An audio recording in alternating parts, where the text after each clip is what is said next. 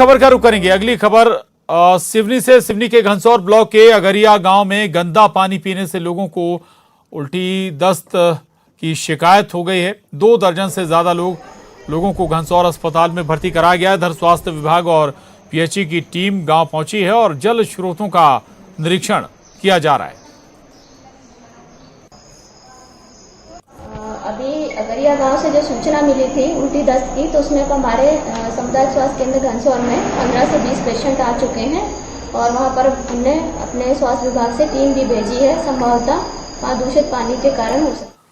आगे बढ़िए। शिवराज कैबिनेट की बैठक हुई जिसमें शिक्षा, रोजगार, किसान को लेकर महत्वपूर्ण फैसले हुए हैं। उज्जैन और बुधनी में मेडिकल कॉलेज खोलने का फैसला किया गया है। 23 विकास खंडों में नए ITI की खोलने का फैसला भी किया गया है। वहीं प्रदेश में एक और सिंचाई परियोजना को मंजूरी दी गई है। मुरैना में रूरल टेक्नोलॉजी पार्क बनाने और इसमें नई भर्ती के लिए मंजूरी दी गई है। इसके साथ ही भोपाल में नेशनल फॉरेंसिक साइंस यूनिवर्सिटी को खोले जाने का रास्ता साफ हो गया है। राज्य सरकार यूनिवर्सिटी की स्थापना के लिए जमीन को मंजूरी दी गई है।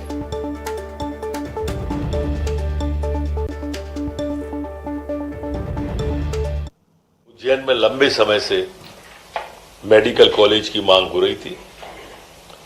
आज मंत्रिपरिषद ने नवीन चिकित्सा महाविद्यालय बुधनी को सैद्धांतिक स्वीकृति दी है और नवीन चिकित्सा महाविद्यालय उज्जैन के अंदर प्रशासकीय स्वीकृति दी है। 23 विकास खंडों में नवीन ITI की खोलने का आज कैबिनेट ने तय किया है। सिंचाई के क्षेत्र में, किसान के क्षेत्र में छीता खुदरी मध्यम सिंचाई परियोजना की पुनरीक्षित प्रशासकीय स्वीकृति को आज कैबिनेट की द्वारा मंजूरी दी गई है।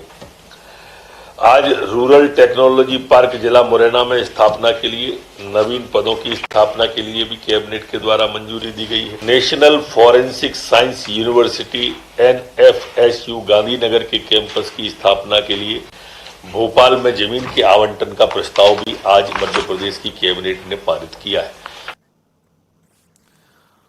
तो आज शिवराज कैबिनेट की बैठक हुई और उसमें जो महत्वपूर्ण फैसले लिए गए उसकी जानकारी, विस्तार से जानकारी गृह मंत्री डॉक्टर नरोत्तम मिश्रा ने दी। और अगर हम बात करें तो कई बड़े महत्वपूर्ण फैसले इस कैबिनेट में लिए गए हैं, जिनमें उज्जैन और बुधनी में मेडिकल कॉलेज खोलने का फैसला किया गया है। साथ ही 23 विकास खंडों में नए ITI खोलने का भी फैसला कैबिनेट में लिया गया। वहीं प्रदेश में एक और सिंचाई परियोजना को मंजूरी दी गई है। तो मुरैना में रूरल टेक्नोलॉजी पार्क बनाने और इसमें नई भर्ती के लिए मंजूरी दी गई है। इसके साथ ही भोपाल में नेशनल फॉरेंसिक साइंस यूनिवर्सिटी को खोले जाने का रास्ता साफ हो गया है। तो ये बड़े फैसले हैं कुछ जो इस मंत्री परिषद की बैठक में लिए गए, कैबिनेट बैठक में लिए गए हैं। राज्य सरकार यूनिवर्सिटी की स्थापना के लिए जमीन को भी मंजूरी दी गई है। तो भोपाल में नेशनल फॉरेंसिक साइंस यूनिवर्सिटी को खोले जाने का रास्ता साफ हो गया है। राज्य सरकार ने यूनिवर्सिटी की स्थापना के लिए जमीन को मंजूरी दी है।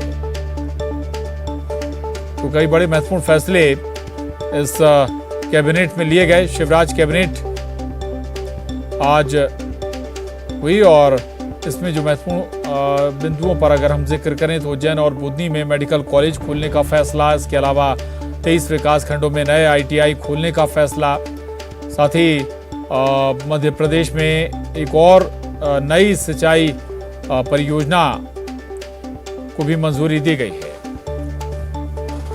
अनुराग श्रीवास्तव हमारे साथ जुड़े हैं और जानकारी के साथ। अनुराग, बहुत महत्वपूर्ण कैबिनेट हम इसलिए इस लिहाज से भी कह सकते हैं कि कई बड़े फैसले, 2 जगहों पर मेडिकल कॉलेज खोलने, 23 जगहों पर नए ITI खोलने, एक नेशनल फॉरेंसिक यूनिवर्सिटी खोलने का भी फैसला इस कैबिनेट में। कैसे देख रहे हैं आप ये सारे फैसलों को?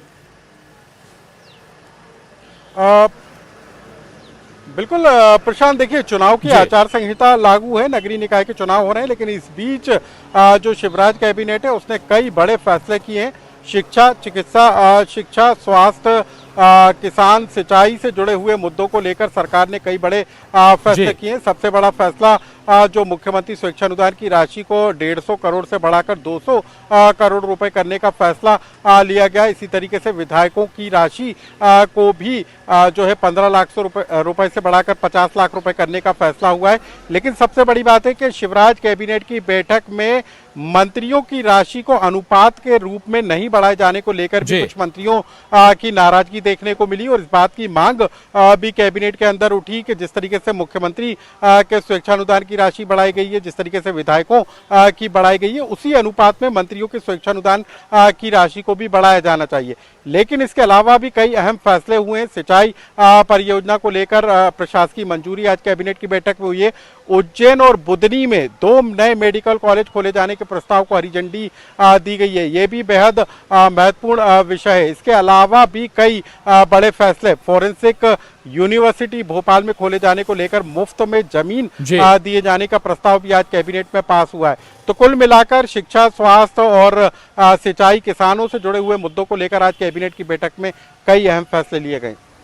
बिल्कुल, तो कई महत्वपूर्ण फैसले आज शिवराज कैबिनेट में, जिसकी विस्तार से आपने जानकारी दी है। बहुत शुक्रिया अनुराग आपका इस पूरी जानकारी के लिए। आगे बढ़ेंगे। सीएम शिवराज सिंह का चुनावी दौरा, बुरहानपुर, खंडवा और इंदौर में सीएम रोड शो करेंगे। सीएम चुनावी सभा को संबोधित करेंगे। दोपहर 1:30 बजे मुख्यमंत्री बुरहानपुर पहुंचेंगे। वहीं खंडवा में 4 बजे रोड शो और प्रचार करेंगे। इंदौर में शाम 6 बजे प्रबुद्ध जन सम्मेलन संवाद कार्यक्रम भी आयोजित किया गया है। ये बड़ी खबर है निकाय चुनाव से जुड़ी हुई। दरअसल मुख्यमंत्री शिवराज सिंह चौहान चुनावी दौरे पर हैं और इसमें बुरहानपुर, खंडवा और इंदौर में सीएम रोड शो करने वाले हैं।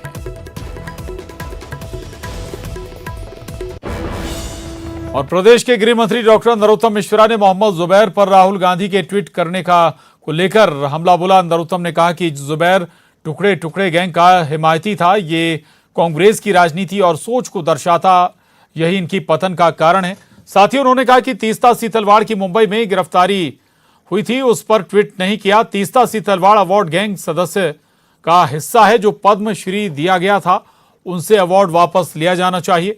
वहीं ममता बनर्जी को उनके मंत्री द्वारा मां शारदा का रूप बताने पर कहा कि ये चाटुकारिता की पराकाष्ठा है जो मांसाहारी की देवी देवता से तुलना कर देते हैं। उन्होंने कमलनाथ पर भी हमला बोला है। वैक्सीनेशन हुआ है, वो हमारी जो बेटी केत की चितले मुंबई में गिरफ्तार हुई थी, उस पर उन्होंने ट्वीट नहीं किया जो 1 महीने तक बंद बनी रही। वहां पर इनकी सरकार थी। लेकिन जुबैर पे ट्वीट जरूर करेंगे ये, क्योंकि वो टुकड़े टुकड़े गैंग का हिमायती था। यही इनकी सोच को दर्शाता है, यही इनकी राजनीति को दर्शाता है और यही इनके पतन का कारण भी है। कुछ बात सत्य है, कुछ असत्य है, इसको अर्ध सत्य कह सकते हैं। जहां तक ओवैसी जी का सवाल है, हम दंगे की दृष्टि से देखते हैं, हम आतंकवाद को आतंकवाद की दृष्टि देखते हैं और वो इसमें धर्म देखते हैं।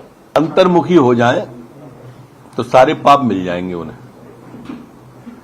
अंतर्मुखी नहीं हो रहे, बाहर ढूंढ रहे हैं। परिणाम सामने हैं।